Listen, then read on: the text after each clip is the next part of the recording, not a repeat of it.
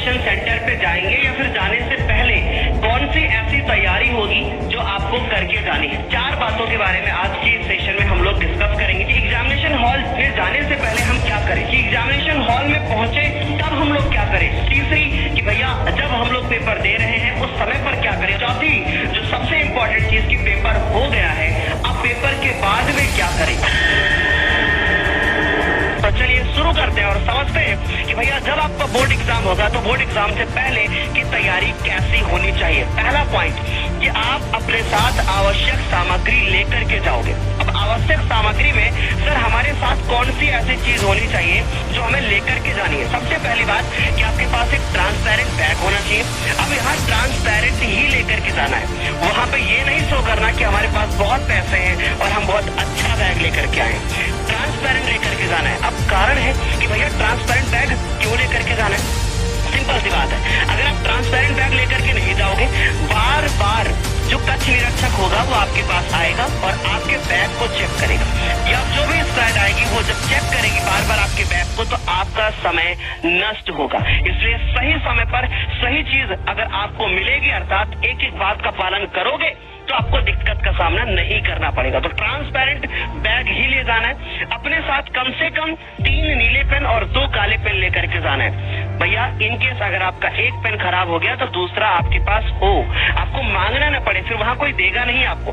दूसरी चीज आपके पास एक पटरी होनी चाहिए, आपके पास एक पेंसिल होनी चाहिए, कटर और रबड़ लेकर के भी जाना है। अब बात करते हैं पानी की बोतल। क्या हमारे साथ पानी की बोतल जाती है? हाँ डेफिनेटली जाती है, लेकिन ऐसी बोतल नहीं होनी चाहिए, यानी कि बोतल में भी एक तरफ से दूसरी तरफ दिखाई दे, नहीं तो बार बार आपकी बोतल खोली जाएगी, उसके अंदर कोई पर्ची तो नहीं है, चेक करी जाएगी, आपका समय व्यर्थ होगा और हो सकता है कि कक्ष निरीक्षक आपकी बोतल को आपसे दूर करा दे।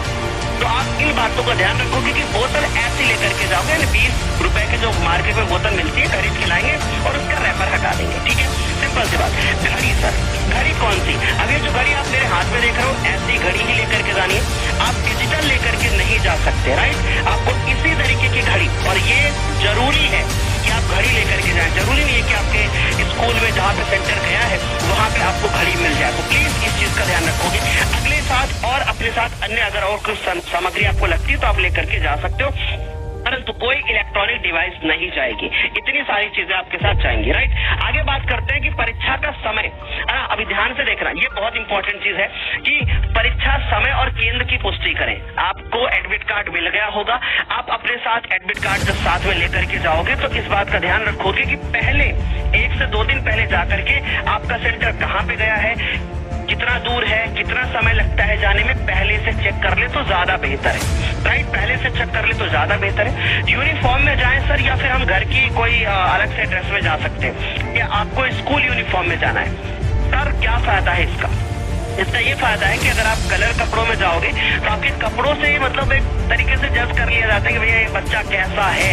ऐसा होता है एक्चुअली, ठीक। तो आपको ऐसे कपड़े पहनने हैं जो आपके स्कूल की यूनिफॉर्म हो। सर हमारे स्कूल में यूनिफॉर्म नहीं चलती, अगर नहीं चलती तो सिंपल सी बात है, फिर आप घर के कपड़ों में जा सकते हो। आप अवॉइड करो कि बहुत टाइट कपड़े पहनो, ऐसा बिल्कुल मत करो। बहुत ढीले कपड़े पहन करके जाओ। अगर जूते हैं तो आप जूते पहन करके मत जाओ। आप हो सके तो आप जो है स्लीपर्स के साथ में जाओ, क्योंकि बार बार जूते उतरवा करके चेकिंग होगी तो फिर अच्छा नहीं रहेगा। स्लीपर्स के साथ जाओ, बहुत अच्छा लगेगा, राइट। अच्छा, जो लड़कियां हैं ढीले कपड़े पहनकर ही जाएं, है ना। कोशिश करें कि टाइट जीन्स वगैरह ना पहने तो ज्यादा बेहतर है, आपको कंफर्ट फील होगा। आगे बात करते हैं भैया, तीसरा पॉइंट है कि पर्याप्त नींद लें। अब जब आपका बोर्ड का पेपर हो तो कम से कम 6 से 7 घंटे आप एक दिन पहले आराम से सो लेना, ताकि आपका दिमाग ना थोड़ा रिलैक्स रहेगा, राइट। आगे बात करते हैं मेरे प्यारे बच्चों कि आपको हल्का और पौष्टिक भोजन करना है। हो सके तो आप जूस ले लो, हो सके तो आप थोड़े हल्के भोजन को करो। मीन्स कि आप जो भी भोजन ले बच्चों, वो भोजन आपका बहुत भारी भोजन नहीं होना चाहिए कि आपने बहुत ज्यादा चावल खा लिए, बहुत ज्यादा रोटियां खा ली। थोड़ा हल्का खाइए। इससे क्या होगा कि 2-3 फायदे। पहली बात तो पेट नहीं खराब होगा, दूसरी चीज आपको हल्का फील होगा, अगली ये चीज है कि आपको नींद कम आएगी, ठीक है। तो इस चीज का भी ध्यान रखना है कि भैया आप ज्यादा भारी खा करके ना जाओ। प्लस एक बात और बता देता हूँ कि कुछ बच्चे ऐसे होते हैं ना जो बोलते हैं सर हम खा करके ही नहीं जाएंगे, तो भाई ऐसा भी नहीं करना है। कोशिश करें कि परीक्षा के दिन सुबह अगर 1 गिलास जूस मिल सकता है तो आप जूस पी करके जाएं, ठीक। और कुछ खा करके जरूर जाएं। भूख लगेगी, वैसे आपने देखा होगा क्लास के बीच में हमें बहुत भूख लगती है, राइट। आगे चलते मेरे प्यारे बच्चों कि जल्दी पहुंचे, कोशिश करें कि भाई आपकी परीक्षा जितने बजे भी है उसके 30 मिनट पहले पहुंचे। नहीं सर हम तो 5 मिनट पहले पहुंचे तो सीधे एंट्री कर जाएंगे ना, पता नहीं रास्ते में क्या हो जाए, पता नहीं भाई आप टाइम पे पहुंच पाओगे नहीं, आपको कहीं ट्रैफिक मिल सकता है, हो सकता है कि गाड़ी में कुछ खराब हो जाए। तो भाई ऐसी चीजें बिल्कुल दिमाग में रखो कि अगर ऐसा हुआ तो हमारे पास एटलीस्ट मुझे 30 मिनट एक्स्ट्रा लेकर के चलना है, ताकि घबराए ना। क्योंकि अगर टाइम पे पहुंचोगे ना, पापा थोड़ा सा गाड़ी तेज चलाओ, भैया थोड़ा सा जल्दी चलो, ऐसा नहीं होना चाहिए, राइट। 30 मिनट पहले पहुंचने की कोशिश करें। अगर आपका पेपर 8 बजे है तो आप कोशिश करें कि 7:30 पे पहुंचे, 8:30 बजे है तो अपना कोशिश करें 8 बजे हर हालत में पहुंच जाएं। 30 मिनट पहले पहुंचना ही पहुंचना, बाकी इससे 1 मिनट भी लेट मत होना। आगे चलते कि परीक्षा हॉल में क्या करें। अब आपको परीक्षा हॉल में आपको पेपर मिलेगा, पेपर को हाथ में लीजिए, एक गहरी लंबी सी सांस लीजिए, आंखें बंद कीजिए और ऐसे हाथ रखिए और बोलिए कि बस मुझे शांत रहना है और चीजों को बहुत अच्छे से लिखना है। तो पहली बात, एक गहरी सांस लें और शांत रहें, घबराएं नहीं, कॉन्फिडेंस बनाए रखें, इधर उधर ज्यादा ताका-झाकी मत करें, अपने से मतलब रखें, अपनी चीजों को फॉलो करें। और आज की एक एक बात अगर आपने फॉलो कर ली तो आपको किसी की जरूरत नहीं पड़ेगी, आप अकेले काफी होंगे, आपको कुछ भी इधर उधर नहीं करना पड़ेगा, राइट। तो घबराए ना, आत्मविश्वास बनाए रखें और गहरी लंबी सांस लें। अगली चीज कि प्रश्न पत्र को ध्यान से पढ़ लें और जल्दबाजी में उत्तर ना लिखें। अच्छे से प्रश्न पत्र को पढ़िए और कोशिश करिए कि आप हर प्रश्न के क्रम से आंसर लिखिए, कोई जल्दबाजी ना करें कि भाई फटाफट से मिल गया फटाफट से कर लेते हैं, ठीक है। तो कोई जल्दबाजी नहीं करनी है। दूसरी चीज कि आपको क्रम से उत्तर लिखने का प्रयास करें, इससे क्या होगा, घबराहट कम होगी। सर बहुत सारे लोग बोलते हैं कि जो पहले आए वो करो, नहीं भाई, तुम अच्छे बच्चे हो, तुम टॉपर बच्चे हो, तुम्हें हर प्रश्न को क्रम से करना है सारे पेपर में। क्यों?